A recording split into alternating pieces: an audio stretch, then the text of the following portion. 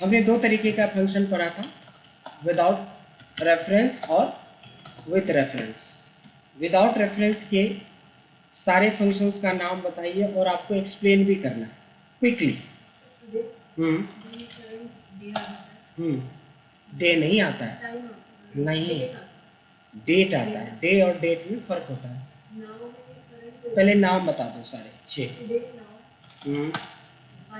पाई, Rand, ठीक है, Rand, रो और कॉलम, इसके एक्सप्लेनेशन आप कीजिए। डेट है, right, very good, very good, okay. Current cell का रो नंबर, कॉलम में करंट सेल का कॉलम नंबर मिल जाता है। वेरी गुड, सबको क्लियर है नहीं ये वाला? इसके बाद आ जाता है हमारा with reference. Preeti, with reference, अरे खोलो थोड़ा सा, जितना था उतना थोड़ा सा ये ऑन कर दीजिए, फैन को ऑन कर दीजिए, फैन, हाँ बस।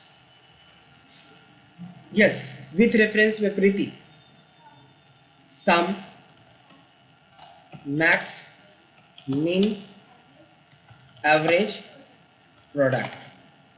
सो इसको एक्सप्लेन करने के लिए हमें क्या चाहिए? एक डेटा चाहिए। यहाँ पे नेम है और इसके स्कोर है, ठीक है। यहाँ पे कुछ हमने नाम लिख दिया और ये इसके सामने कुछ हमने स्कोर लिख दिया।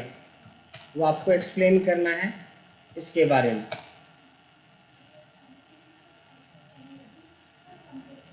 वेरी गुड,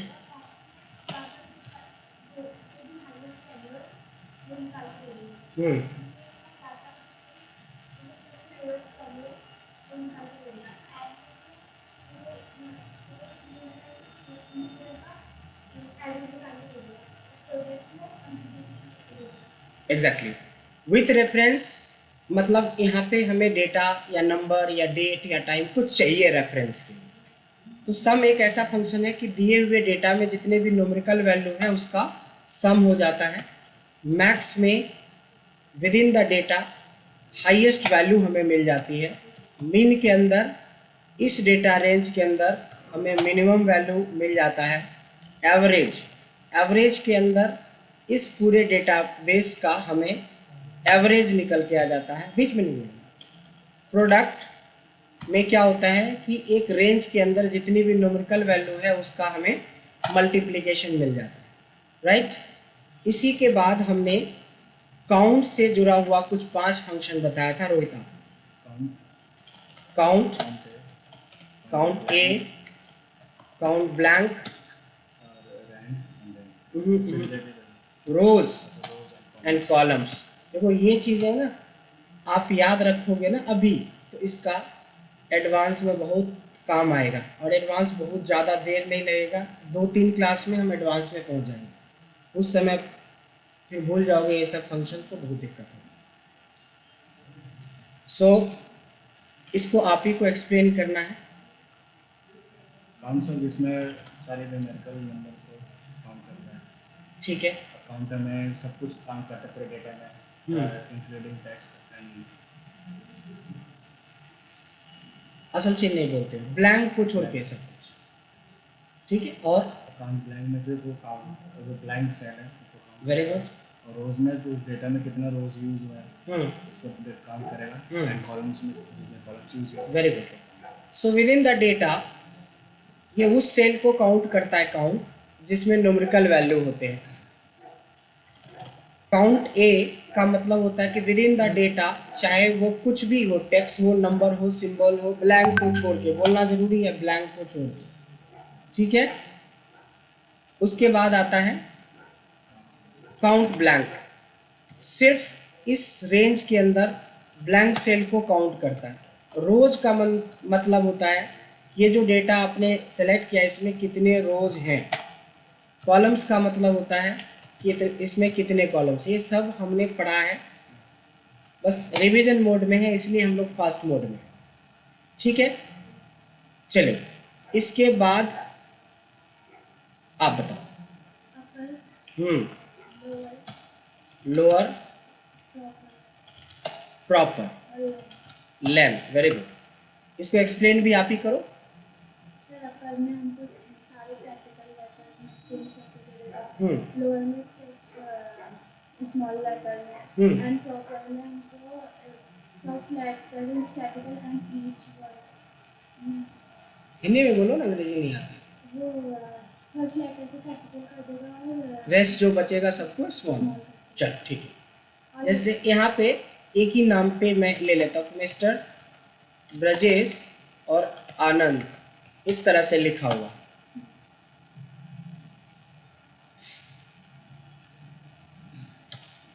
सो अपर का मतलब होता है कि सारे के सारे लेटर को क्या करेगा, कैपिटलाइज कर देता है, कैपिटल लेटर में बदल देता है। लोअर क्या करता है, उस टेक्स्ट के सारे लेटर को स्मॉल में बदल देता है। प्रॉपर क्या करता है, first letter of each word. ये बात बोलने में मैक्सिमम लोगों को गलत हो जाता है। प्रॉपर का मतलब होता है first letter of each word. Word कितने हैं, तीनों वर्ड का पहला पहला लेटर कैपिटल, बाकी सब स्मॉल। इसमें मैक्सिमम लोग गलत बोलते हैं। अमित, अपर लोअर प्रॉपर को बताइए आप अपने लैंग्वेज में। सर जो अपर है तो सारे लेटर कैपिटल हो जाते हैं, लोअर में सारे लेटर कैपिटल हो जाते हैं। कैपिटल फिर से कैपिटल हो जाते हैं? नहीं, कैपिटल से स्मॉल हो जाता है। स्मॉल बोलो ना, कैपिटल को कैपिटल कैसे करें? प्रॉपर में फर्स्ट लेटर कैपिटल, हाँ गुड। और लेन में क्या होता है? लेन में सर जो सारे नंबर्स को कैपिटल बोलने की हैबिट करो। प्लस नहीं करता है, काउंट करता है। लेन मतलब होता है total number of character including space या नंबर या सिंबल्स, स्पेशल कैरेक्टर सबको काउंट कर लेता है, ठीक है। ये देखो हम लोग कितना कर लिया, 20 के बाद हमने डेट एंड टाइम से रिलेटेड कुछ फंक्शंस करवाए थे। डेट एंड टाइम में ज़्यादा नहीं, आप 3 बताएं।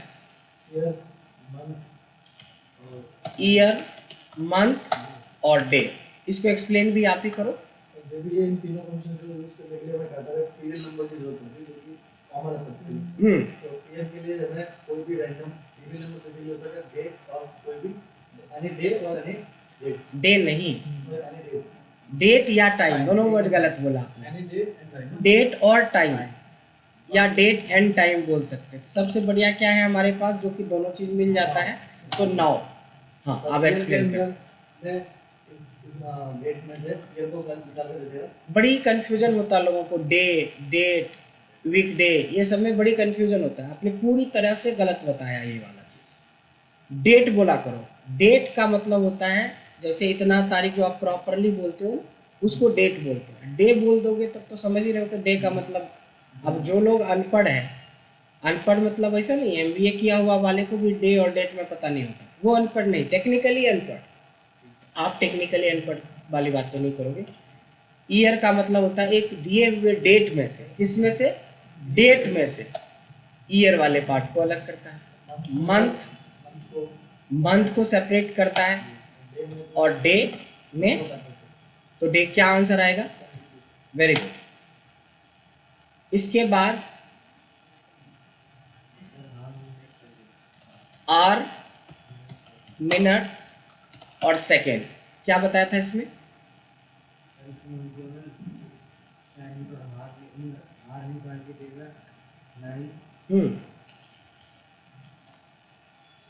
आगे बढ़ो।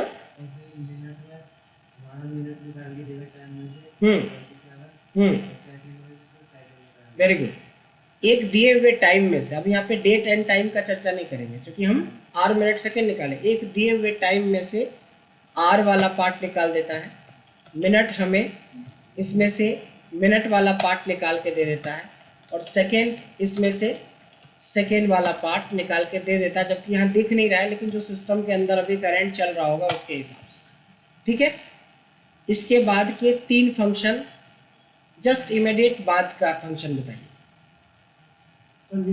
Very good. Weekday weeknum weeknum, एक और, sir date very good, date, और टाइम। क्या बात, यही मैं चाहता था कि जब आप पकड़ो फंक्शन को तो सीरीज में पकड़ो, सीरीज में पकड़ोगे तो 50-60 फंक्शन एकदम आपको लगेगा कुछ है ही नहीं। जो बढ़िया बंदा जो कि अपने आप को एक्सेल में एक्सपर्ट मानता है उससे भी एक बार पूछोगे तो 20-25 पे जाके दम तोड़ देगा। जो बढ़िया 10 साल से है उसको एक साथ याद नहीं होता, क्योंकि उसकी हैबिट होती है अपर के बाद सीधे टुडे पे चल जाने का, टुडे से सीधे चला जाएगा ई डेट पे, ई डेट से चल जाएगा वी लुकअप पे। तो एक कैटेगराइज करके अगर आप पढ़ोगे तो आप 70-80 फंक्शन को तो चुटकी बजा के याद रख सकते हो, और जिसको याद रहेगा वही एडवांस फार्मूला सोच सकता है। ये चीज़ याद रखना है। तो चलो एक्सप्लेन भी आप ही करें। सर वीकडे में हफ्ते का कौन सा दिन चल रहा है वो बताता है। जैसे सर जैसे बताना जरूरी है, जैसे as one, Monday as two. Very good, next. और सर वीकडे में सॉरी वीक नम में कितने 52 वीक्स होते हैं, वैसे 53-54 भी होता है, लेकिन उसके हिसाब से वीक नंबर बताएगा। सर टाइम में सर जो करंट टाइम चल रहा होगा, अच्छा, मतलब ये डेट जो नाउ टुडे नाउ के हिसाब से निकालते हैं सर डेट। बिल्कुल टाइम गलत बताया, डेट जो टाइम तो गलत हो गया, और आगे सर जो डेट उसके हिसाब से बताएं। ना ना ना, ये दोनों गलत हो गया, ये दोनों तो सही बताया, ये दोनों गलत बताया। डेट और टाइम को अमित आप एक्सप्लेन करो। सर टाइम ले ले, जबरदस्ती ले लेगा। Minute, hour, minute, second, sir date है और टाइम है सर क्लियर मंथ। इनसे तो बहुत बेहतर बोले हो, बट अभी भी बेहतर नहीं हुआ है, मतलब पूरी तरह से। प्रीति, टाइम क्रिएट करते हैं, एक बार ने 20 बार बता चुके हैं। टाइम में टाइम क्रिएट कर सकते हैं और डेट में डेट क्रिएट कर सकते हैं। चलो ठीक है, फाइनली आंसर मिला। वीक डे कहता है कि अगर कोई भी डेट को सेलेक्ट कर लो तो वो कौन सा वीक डे है। वीक डे किसको बोलते हैं? संडे, मंडे, ट्यूसडे को। तो Sunday as a 1, Monday as a 2, Tuesday as a 3। तो टुडे इज 5th, मतलब क्या हो गया? थर्सडे। उसी तरह से वीक नम का मतलब होता है कि जिस डेट को आपने सेलेक्ट किया है वो पूरे साल का कौन सा वीक चल रहा है। सो दैट इज 8, वीक नम 8 है। टाइम से हम टाइम क्रिएट करते हैं, हम कोई भी टाइम क्रिएट कर सकते हैं, दिया है वो भी और अपने मन से भी। दिया हुआ में से ये है मिनट और ये है सेकेंड।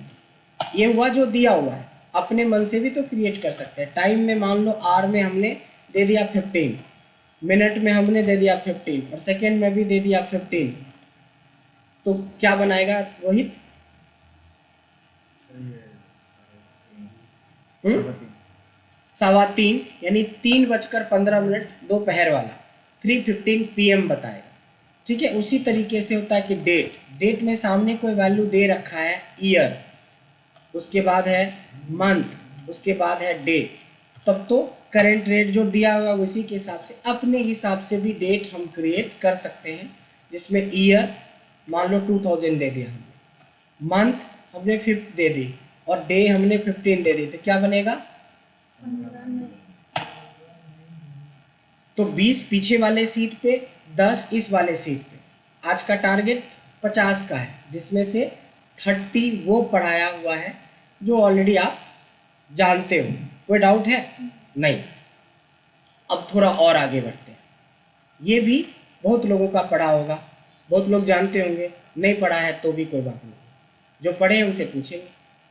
कुछ ऐसे फंक्शन होते हैं गुलाम जिसका आंसर या तो ट्रू आता है या तो फॉल्स आता है। ऐसे कौन कौन से फंक्शन आपने पढ़ा है जिसका आंसर या तो ट्रू आता है और या तो फॉल्स आता है? क्या? हाँ, 7 तो है। कौन कौन से पूछा इस बार देखो, मैंने ये नहीं पूछा कितने। हाँ, इज रो, इसरो बोल दो, सीधे इसरो पहुंच जाएंगे हम लोग। इज रो कहाँ से आ गया? इज ऑड,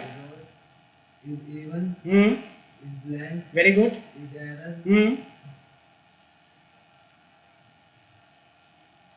चलो कोशिश अच्छी है। 6 फंक्शन है जो इज से शुरू होता है और उसका आंसर या तो ट्रू आता है या तो फॉल्स आता है। ठीक है, 6 फंक्शन है। वो फंक्शन कौन कौन से हैं? इज नंबर, बीच में नहीं बोलेंगे, जब बोलने का टाइम, जब मैं बोलूँ तो कोई नहीं बोलेगा। Is number, is text, is odd, is even, is error और इज ब्लैंक। ठीक है, इसके अलावा भी एक है जो इज से शुरू नहीं होता लेकिन आंसर ट्रू फॉल्स में आता है, एग्जैक्ट। Very good. एग्जैक्ट एक ऐसा फंक्शन है जिसका आंसर ट्रू फॉल्स में आता है। तो इसको समझते ये बहुत आसान है। जैसे यहाँ पे कोई नंबर लिखा हुआ है और यहाँ पे कोई टेक्स्ट लिखा हुआ है तो साउंड्स लाइक नंबर 10, सुनने में क्या लगता है? नंबर, बट नंबर है नहीं ना। तो ये चीज़ को रेक्टिफाई या रिकॉग्नाइज कौन करता है? हमारा फंक्शन। इज नंबर करके अगर मैंने इसको सेलेक्ट किया तो इसमें ट्रू बताएगा लेकिन इसमें फॉल्स बताएगा। सेम इसका उल्टा है इज टेक्स्ट, इस सेक्शन के अंदर फॉल्स बताएगा जबकि इस सेक्शन के अंदर ट्रू बताएगा।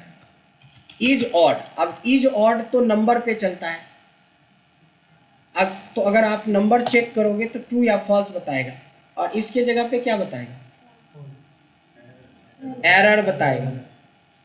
क्योंकि अगर आपने फंक्शन का जो सिंटैक्स गलत किया, ये सिंटैक्स हमसे क्या मांग रहा है?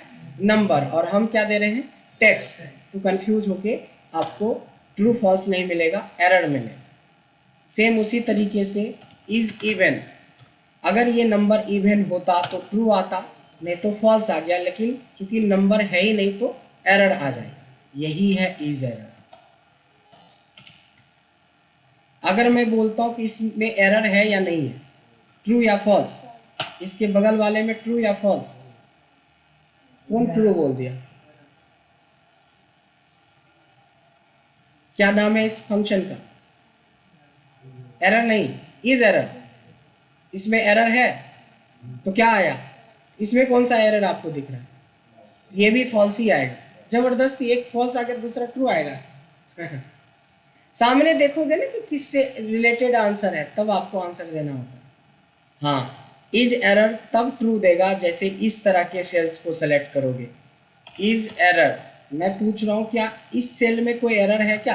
हैशटैग टाइप का कुछ रहेगा, बहुत तरह का एरर होता है, आगे चल के सीखेंगे कि NA कब आता है, वैल्यू एरर कब आता है, रेफरेंस एरर कब आता है, बहुत तरह का एरर होता है। तो एरर अगर होगा तो true, otherwise false. Is blank, is blank में क्या आएगा? ट्रू या फॉल्स? उधर क्या देख रहे हो अमित? इधर देखो, इतना क्या आएगा? फॉल्स। अच्छा, सब लोग फॉल्स बोलते तो फॉल्स ही आएगा, नहीं नहीं। ये सामने है इसीलिए फॉल्स आएगा। इसके बगल वाला में ट्रू आएगा या फॉल्स? इसके बगल वाले में ट्रू आ जाएगा क्योंकि अब इसको ब्लैंक मिल गया। इसके आगे सब ट्रू। कई बार क्या होता है कि आपको लगेगा ये ब्लैंक है बट ब्लैंक नहीं है, तब भी पर ये स्पेस दिखता नहीं है, लगेगा कि ब्लैंक है बट आपके लगने से क्या होगा? नहीं, अंधेरे में हम एक दूसरे को देख नहीं पाते तो इसका मतलब थोड़ी को गायब हो गया, रहता है ना। वही चीज़ है कि आपको दिख नहीं रहा है कि इसमें कुछ है लेकिन है तो कुछ। अच्छा, ये फॉल्स जो है वो किस सेल के बारे में बता रहा है? कोई बताएगा? उसका सेल नंबर बताओ। सेल नंबर नहीं, सेल एड्रेस बताओ। जिसका आंसर ये फॉल्स आया है वो कौन से सेल के बारे में बता रहा है? I1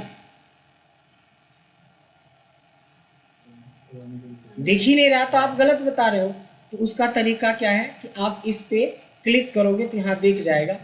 ठीक है, अंधेरे में तीर मारा लेकिन I1 सही है। कई बार तीर अंधेरे में भी लग जाता है। देखो, असल में ये क्वेश्चन मैंने पूछा तो ये क्वेश्चन कोई बागेश्वरी बाबा थोड़ी ना हो कि बता दोगे, नहीं। इसके लिए आपको इसका प्रॉपर डबल क्लिक करोगे तो वो सेल हाईलाइटेड हो जाता है। देखो, एक टेक्निक सीखा कि मान लो ये ट्रू किसका बता रहा है, तो डबल क्लिक करोगे तो हाईलाइटेड हो जाएगा इस सेल के बारे में बता रहा है। ये एरर किसके बारे में बता रहा है, इस सेल के बारे में बता रहा है। मतलब डबल क्लिक करने से वो सेल जिससे कनेक्शन है उसका, जिसका रेफरेंस है, वो क्या हो जाता है, हाईलाइटेड हो जाता है। उसके बाद आइए एग्जैक्ट पे। एग्जैक्ट के बारे में प्रीति आप बताओ। हम्म हम्म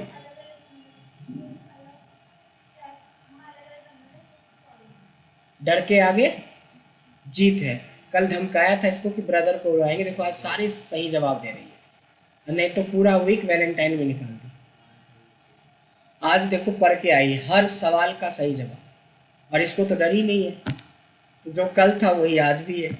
आपको डर नहीं लगता? करो ना। ये बोल के होगा कि कहीं इंटरव्यू देने जाएंगे कि सर मेरे को सब कुछ आता है, सैलरी दे दो, लेकिन मैं इंटरव्यू नहीं दे सकता। वो तो सीखना पड़ेगा मेरा भाई, नहीं वो तो सीखना पड़ेगा, ठीक है ना। उसका कोई इलाज नहीं है कि मैं सब चीज़ जानता हूँ सर, बता नहीं सकता हूँ, एक बार मेरे को मौका दे दो, 70,000 सैलरी दे दो, फिर तो मैं सारा आपकी कंपनी को एकदम आदित्य बिरला ग्रुप से ऊपर ले जाऊंगा। भाई डुबा दोगे, ऊपर कहाँ ले जाओगे? आपको खुद ही एक्सप्लेन ही नहीं करने आता है, तो आपसे उम्मीद कैसे करेगा कंपनी? हायर ही नहीं करेगा। सो जो कमी है उसको ठीक करते हैं, और ठीक करने का कोई जादू नहीं है। आप वीडियो नहीं देखते हो इसीलिए एक्सप्लेनेशन आपकी अच्छी नहीं है। वीडियो पे फोकस करिए। अभी भी करंट वीडियो बन रहा है, अभी जो पढ़ा रहा हूँ इसकी भी वीडियो बन रही है।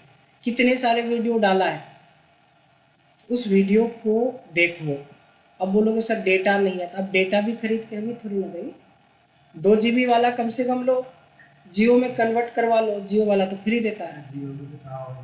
टावर नहीं आते तो फिर हम अपना टावर थोड़ी ना लगाएंगे। आप अपना लैंडलाइन कनेक्शन लो, एयरटेल का वो लो, ब्रॉडबैंड कनेक्शन लो, 399 रुपया में आता है, पूरे महीने तक अनलिमिटेड प्लान वाला ले सकते हो। दुनिया भर के प्लान है, पढ़ोगे नहीं लेकिन बहाने मारोगे कि जियो खराब है, एयरटेल खराब है, थोड़े दिन के बाद बोलोगे सर आप खराब हो, फिर बोलेगा आपका इंस्टीट्यूट खराब है। नहीं, ऐसे लोग क्या करेंगे, खाली दूसरे के ऊपर थोपेंगे, और बाकी लोग क्या करेंगे, कहीं जाके जो अच्छा खासा जॉब कर रहे होंगे। बस यही फ़र्क होता है कि आज जो आप बहानेबाजी कर रहे हो ज़िंदगी भर करते रहोगे। उससे निकलो बाहर। एग्जैक्ट का मतलब होता है to compare two values whether they are same और नॉट। अगर वो सेम है तो ट्रू आएगा, सेम नहीं है तो फॉल्स आएगा। जैसे मैंने लिखा है वैल्यू 1 और अगले वाले सेल में लिखा वैल्यू 2, तो वैल्यू 1 में 44 है, वैल्यू 2 में 66 है। वैल्यू 1 में राम है और दूसरे में श्याम है। वैल्यू और एक है जिसमें है मान लो टुडे है और दूसरे में नाउ है,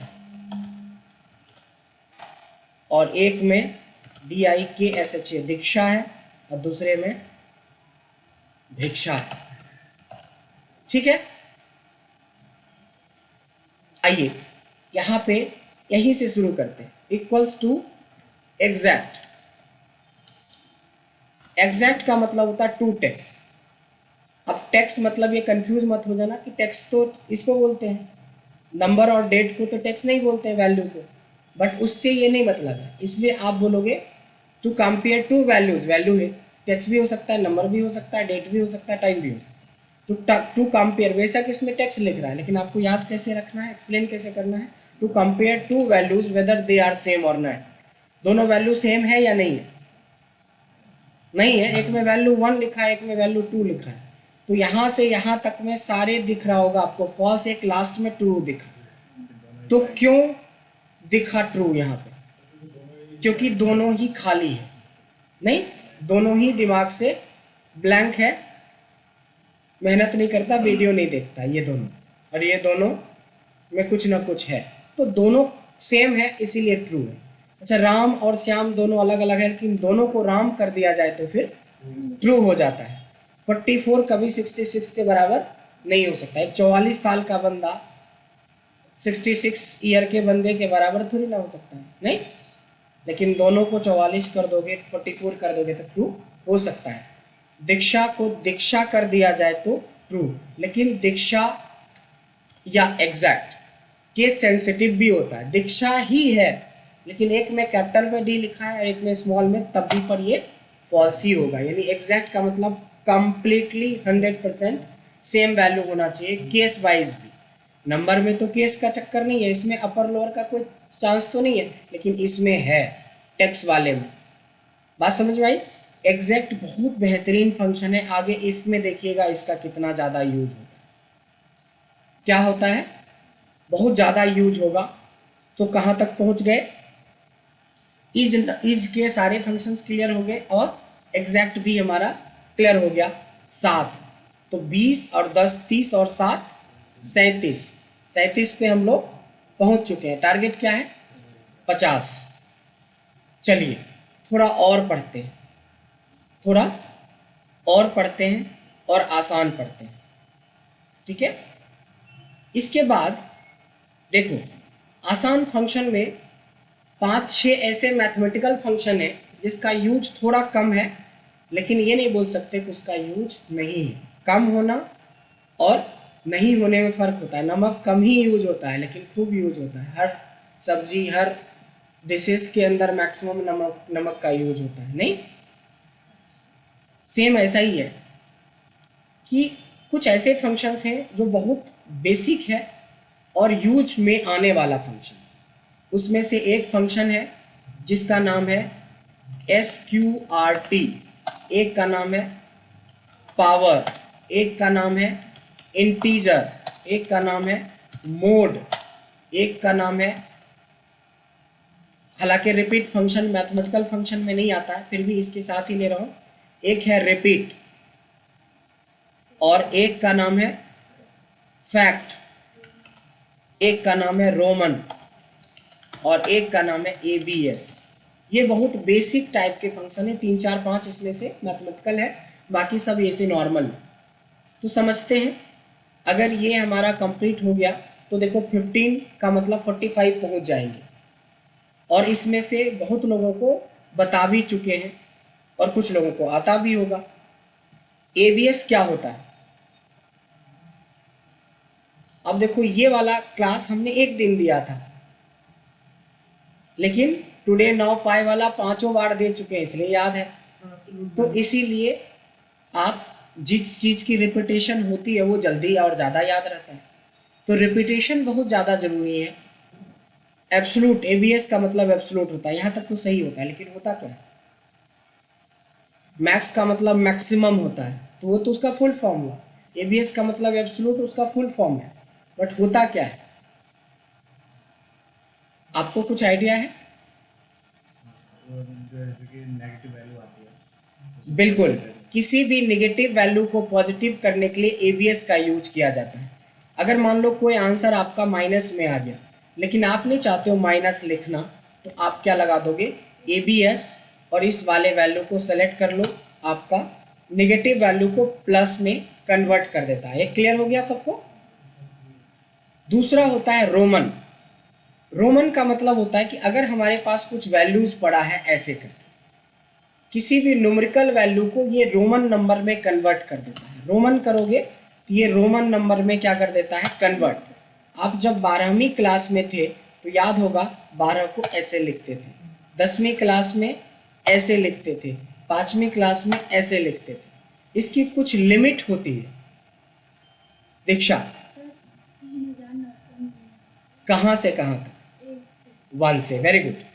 देखो, थोड़ा सा भी पढ़ा है और थोड़ी सी भी पहले से मेहनत करी है तो फर्क दिखेगा। 1 to 3999 तक इसका होता है।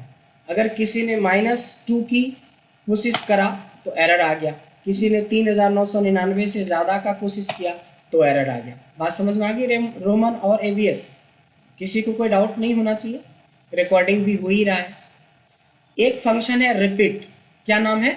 रिपीट। रिपीट का मतलब होता है किसी भी चीज़ को बार बार रिपीट करना, चाहे वो नंबर हो, चाहे वो टेक्स्ट हो, चाहे वो सिंबल हो। जैसे यहाँ A लिखा है, यहाँ 1 लिखा है, यहाँ ऐड परसेंटेज का सिंबल लिखा है।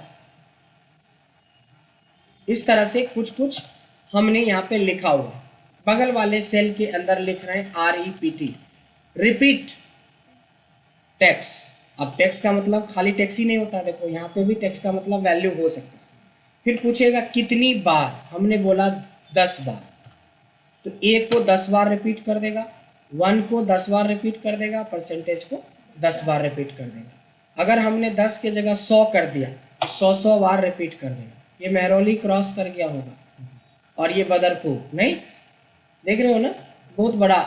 लेकिन ये है एक ही सेल के अंदर, ऐसा नहीं कि इस सेल में, इस सेल देखो ये खाली है, ये वाला सेल खाली है, एक ही सेल के अंदर इतना हुआ। इधर कोई डेटा नहीं था इसलिए ये सीधा दिख रहा था। मतलब कभी गलती से ये मत बोल देना कि उतने सेल में चला जाता है, सेल में नहीं था, एक ही सेल के अंदर होता है ये फंक्शन। रिपीट समझ में आया सबको? स्पेस लगाना हो तो लगा दो, ये यहाँ पे स्पेस दे दो, सबके साथ स्पेस आ जाएगा। यहाँ पे कॉमा दे दोगे तो सबके साथ कॉमा आ जाएगा। जो चीज़ डालोगे उसी की रिपीटेशन होगी, चाहे वो नंबर हो, चाहे टेक्स्ट हो, चाहे सिंबल हो। क्लियर हो गया? इसका यूज हमें डैशबोर्ड बनाने में काम आएगा, इसका यूज और भी दूसरे क्वेश्चंस बनाने में भी काम आता है। क्वेश्चन आंसर जो कुछ असाइनमेंट्स देंगे वहाँ पे भी काम आएगा, डैशबोर्ड में भी काम आएगा। ऐसा कोई बेकाम वाला चीज़ है ही नहीं आपके सिलेबस में।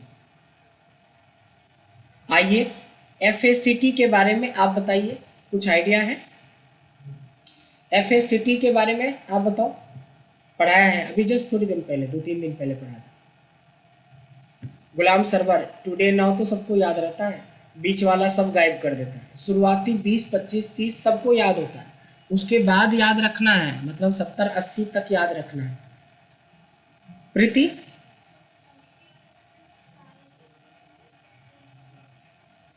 क्या आंसर आएगा? सही बोल रहे हो। फैक्ट का मतलब फैक्टोरियल निकलता है। जैसे एग्जाम्पल के लिए मैं बोलता हूँ FACT ऑफ 5 करते हो तो इसका आंसर क्या निकल आएगा? 120। बट कैसे निकला? तो जिस नंबर का आप फैक्टोरियल निकालते हो उसको इंक्रीजिंग या डिक्रीजिंग ऑर्डर में मल्टीप्लाई करते हैं। जैसे 5 × 4 × 3 × 2 × 1, या उल्टा करके देखो, इक्वल्स टू 1 × 2 × 3 × 4 × 5। आप 20 से शुरू कर दियो, 5 × 2 × कुछ, ऐसे नहीं बोलते, या तो इंक्रीजिंग या तो डिक्रीजिंग। मल्टीप्लाई तो सेम ही आएगा आंसर, 2 पहले कर दो और 5 को बाद में कर दो, बट सीरीज में बताया करो। फैक्ट का मतलब होता है फैक्टोरियल निकालना। समझ में आना चाहिए कि फैक्टोरियल करता क्या है। यहाँ तक समझ में आया? SQRT पूरी तरीके से मैथमेटिकल फंक्शन है। स्क्वायर रूट, रूट अंडर जिसको बोलते हैं। 9 का आंसर क्या होता है? 3। 16 का क्या होता है? 4। 25 का क्या होता है? ये तो चलो याद है। SQRT ऑफ 25 किया और आपने 5 बता दिया। अगर इतना जल्दी आप, इतना मैथमेटिक्स आपका स्ट्रॉन्ग है तो बताइए इसका आंसर क्या है ना? अब समझ में आ गया कि इस स्क्वायर रूट का यूज कहाँ पे होगा। जब बड़े बड़े कैलकुलेशंस होंगे वहाँ पे स्क्वायर रूट निकालने में आपको घंटों लगेगा और यहाँ एंटर मारने का देर है। 25, 36, 49, 100 ये सब का तो सबको याद है, 100 तक का। उसके बाद प्रॉब्लम होती है वैसे में जहाँ पे आप जैसे एकदम ऑन टंग याद था सबको, लेकिन इस वाले में बोलते ही सबके चेहरे पे एक अलग तरह का स्माइल आ गया। उसी तरीके का है पावर। पावर का मतलब होता है A to the power B। A भी एक नंबर होगा और B भी एक नंबर होगा। तो जब आप पावर करोगे तो पूछेगा कि कितने नंबर का कितना पावर। तो 2 का पावर 2 मतलब कितना? 4। 2 का पावर 3 मतलब कितना? 8। 2 का पावर 5 मतलब 32। वेरी गुड, अभी तक तो सही है मामला। 2 का पावर 20 हो गया। अब इसका मतलब ये हो गया 2 × 2 × 2 × 2 × 2 × 2 × 2 × 2 × 20 बार। तब मुश्किल हो जाएगा फिर से। इसका आंसर आता है 10,48,576। अब बोलोगे सर ये कैसे याद रखा? क्योंकि इतना ही टोटल नंबर ऑफ रोज होते हैं। टोटल नंबर ऑफ रोज जो होता है वो इतना ही होता है, 10,48,576। तो रो को याद रखने का 2 तरीका है, या तो रो का नाम नंबर याद रखो, नहीं तो 2 to the power 20 का आंसर याद रखो। बात समझ में आई? कभी आपसे पूछ दे कि टोटल नंबर ऑफ कॉलम्स कितने होते हैं, किसी को पता है कि टोटल नंबर ऑफ कॉलम्स कितने होते हैं? ठीक है। तो अगर हमें टोटल नंबर ऑफ कॉलम पता करना हो तो यहाँ पे पावर का यूज कर सकते हैं, 2 to the power 14, 16,384। चलो ये फंक्शन भूल गए पावर, तो कंट्रोल डाउन करके तो रो पता कर लोगे नहीं, लेकिन कॉलम कैसे पता करोगे बताइए रोहित, कैसे पता करोगे? भूल गए हम, पावर फंक्शन भी भूल गए, और इधर तो ये ABCD के फॉर्म में, टेक्स्ट के फॉर्म में दे रहा है, तो कैसे पता करोगे? सेलेक्ट करके नहीं, फेल। आप बताओ रोहित, अमित, फेल, फेल ही हो गए, फेल। इतना टाइम थोड़ी ना है, जल्दी से बोल दो, नहीं पता, नहीं पता। प्रीति आप बताओ, अमीशा आप, तो ललित आप बताइए। Count blank. अरे भाई साहब, ये किस लिए पढ़ाया था? कॉलम क्या करता है? कॉलम नंबर बताता है, किसका? करेंट सेल का, जिसमें लगाते हैं। पता हो गया सबको? इनका भी आंसर सही है, count blank. But count blank में ऐसे सेलेक्ट करना पड़ेगा, ये सारा एक पूरा एक रो सेलेक्ट हो गया तो आंसर सही आएगा। तो एक आंसर इधर से सही आया और एक आंसर इधर से सही आया। कोई और बताएगा? एक और तरीका है, रोज, सॉरी, कॉलम्स। कॉलम्स फंक्शन बताया है, कॉलम्स में भी तो एरे मांगता है, मैंने एक डेटा ऐसे सेलेक्ट कर लिया। कॉलम्स कोई वैल्यू को तो करता नहीं, वो चाहे खाली रहे या भरा रहे, तभी पर आंसर आ जाएगा। एक और तरीका जो सबसे आसान तरीका होता है, बताओ। देखो ये जो ट्रायंगल बना है ना, ये ट्रायंगल A और 1 के बीच में, इस पे क्लिक करके होल्ड करके रखना, छोड़ना नहीं। ये देखो छोड़ दिया, पकड़ के रखना। R मीन्स रो और C मीन्स मतलब कितने रो और कॉलम हैं आपके सेल एक्सेल में, ये पता करने के एक नहीं कई तरीके हैं। कुछ पढ़ा है, दिमाग नहीं काम कर रहा है, और बताने के बाद तो बिल्कुल भी भूलना नहीं, क्योंकि देखो रोज से भी ये बात बता सकते थे, कॉलम से भी ये रोज से भी बता सकते हैं, काउंट ब्लैंक से भी बता सकते हैं। आखिरी में जाके अगर कॉलम फंक्शन लगा देंगे तो कॉलम क्या करता है, जिस सेल में हम काम करते हैं उसी सेल का नंबर बताता है, कॉलम नंबर बताता है, और रो उसी सेल का रो नंबर बताता है। तो रोज से भी पता कर सकते हो, कॉलम से भी पता कर सकते हो, काउंट ब्लैंक से पता कर सकते हो। कुछ नहीं दिमाग काम कर रहा है तो क्लिक कर दो ट्रायंगल पे, उससे पता कर सकते हो, नहीं तो रट लो। एक नहीं कई आंसर। देखा ना कि कैसे काम किया हमारा कॉलम फंक्शन, कॉलम्स फंक्शन, रो फंक्शन, रोज फंक्शंस, उसके अलावा काउंट ब्लैंक फंक्शन हमारे काम में आ गया एक सवाल का। अगर किसी ने क्वेश्चन में बोला कि 5 तरीके से बताओ कि टोटल नंबर ऑफ रोज कितने होते हैं, आप एक ही में आ कर देते, लेकिन आपके पास अब 5 जवाब हैं कि पूछो तो सही, हम और भी तरीके से जवाब दे सकते हैं। नहीं, इसीलिए बोलते कि फंक्शन याद रखो, और याद तोते की तरह मत रखो, समझ के रखो। ये हुआ समझ के रखना। समझ में आया ना कि अगर मैं ऐसे करूँगा तो total number of rose count कर देगा, ऐसे करूँगा तो total number of columns count कर देगा, अगर कुछ है ही नहीं तो टोटल ब्लैंक सेल को काउंट कर देगा। ऐसे में करवाओगे तो कॉलम्स बताएगा, ऐसे में करवाओगे तो रोज बता देगा। लास्ट में जाके फंक्शन लगा दो कॉलम, या लास्ट में जाके वो लगा दो रो, लगा दो रो फंक्शन लगा दो। तो एक नहीं कई तरीके होते हैं पता करने के लिए, लेकिन ज़रूरी है क्या चीज़, याद होना, कॉन्सेप्ट। तो यहाँ तक तो समझ में आ गया। इंटीजर का मतलब होता है जैसे कोई डेसिमल में वैल्यू, जैसे 10 पॉइंट समथिंग है, तो ये पॉइंट से पहले को हम लोग क्या बोलते हैं, इंटीजर बोलते हैं। तो INT लगाओगे अगर, और किसी पॉइंट वाले वैल्यू को सेलेक्ट करोगे तो पॉइंट के बाद की वैल्यू को छोड़ के पॉइंट से पहले वाले वैल्यू को निकाल देता है। फिर से देख लीजिए, INT ऑफ दिस करा तो किसकी वैल्यू निकाल दिया, 10। आखिरी होता है मोड। मोड भी पढ़ा चुके हैं, बताइए क्या होता है। मोड रिमाइंडर जो सेव करता है। बिल्कुल सही बोला, मोड मतलब होता है रिमाइंडर। रिमाइंडर का हिंदी होता है शेष। जैसे किसी नंबर को यानी 15 को अगर हम 15 से भाग दे दें तो कितना बचेगा शेष? कुछ भी नहीं, 0, तो ये 0 आ गया। लेकिन 15 को 10 से भाग देंगे तो कितना शेष बचेगा? 5, तो दैट इज 5। अगर हम 12 से भाग देंगे तो हमेशा कितना बचेगा? 3। अरे क्या बात करते हो आप? 3 लाख और 2 लाख में फर्क होता है कि नहीं? जितना फर्क 3 लाख 2 लाख में उतना ही फर्क 3 और 2 में होता है। ठीक है, मोड समझ में आया? इस तरीके से देखो, आपके 15 इधर, 10 इधर, 15 10 25 और इधर कितना? 20, कितने हुए? कितने? 45। अब बचा 5। 5 में से एक होता है लेफ्ट, एक होता है राइट, एक होता है मिड, एक होता है ट्रिम, एक होता है ट्रिम और एक होता है कॉनकैटिनेट। ये पढ़ा चुके हैं। कॉनकैटिनेट का मतलब होता है कंबाइंड करना। जैसे हमारे पास कुछ नंबर हैं, कुछ टेक्स्ट है, कुछ और भी नंबर्स है। अगर इन तीनों वैल्यूज़ को एक जगह पे लाना है तो कॉनकैटिनेट लिखेंगे, text 1, text 2, text 3, so that is called concatenate.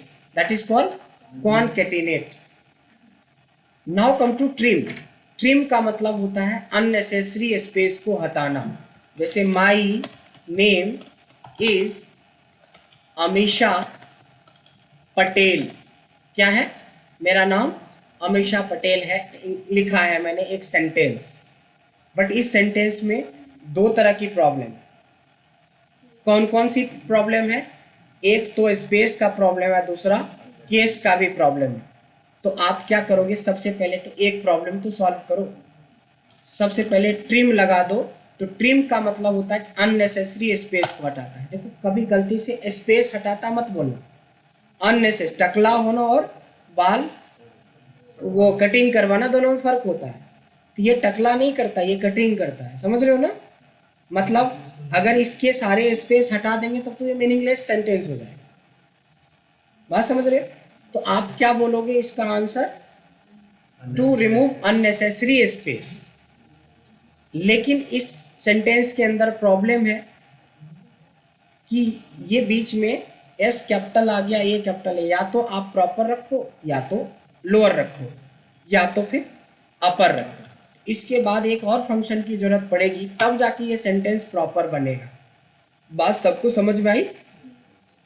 अब आ जाती है लेफ्ट राइट मिड। लेफ्ट मतलब लेफ्ट से, राइट मतलब राइट से, और मिड मतलब कहीं से भी, लास्ट एक मिनट। लेफ्ट राइट और मिड। जैसे लिखा है मिस अमीषा पटेल, तो लेफ्ट मतलब लेफ्ट से। अगर आप लेफ्ट लिखते हो, इस टेक्स्ट को सेलेक्ट करते हो और कॉमा कुछ नहीं लिखते हो, तो ये लेफ्ट मोस्ट लेटर उठा लेता है। लेकिन अगर आपको MS 2 लेटर उठाना है तो लेफ्ट में इस टेक्स्ट में से (2) करना पड़ेगा। सेम उसी तरीके से राइट, अगर कुछ नहीं बताओगे तो ये राइट मोस्ट लेटर यानी L को उठा लेगा। लेकिन मेरे को तो पटेल को उठाना है, तो क्या बोलेंगे? राइट इस टेक्स्ट में से कितना? 5। तो लेफ्ट राइट तो क्लियर हो गया। एक मिड देखते हैं जल्दी से, लास्ट। मिड मतलब कहीं से, अगर मान लो अमीषा उठाना है तो इक्वल्स टू मिड। सबसे पहले टेक्स्ट, उसके बाद पूछता है कहाँ से शुरू करें। अमीषा कहाँ से शुरू हो रहा है? 3 नहीं 4 से। 20 का 2 एक स्पेस 3 चौथे से, तो कहाँ से मतलब ये हो गया। फिर होता है कितना कैरेक्टर, अमीषा में कितना कैरेक्टर है? 6। आ रहा है ना इनकी मूवी गदर 2। अमीषा खुश हो रही है, वाह मेरा नाम फिर से पॉपुलर हुआ।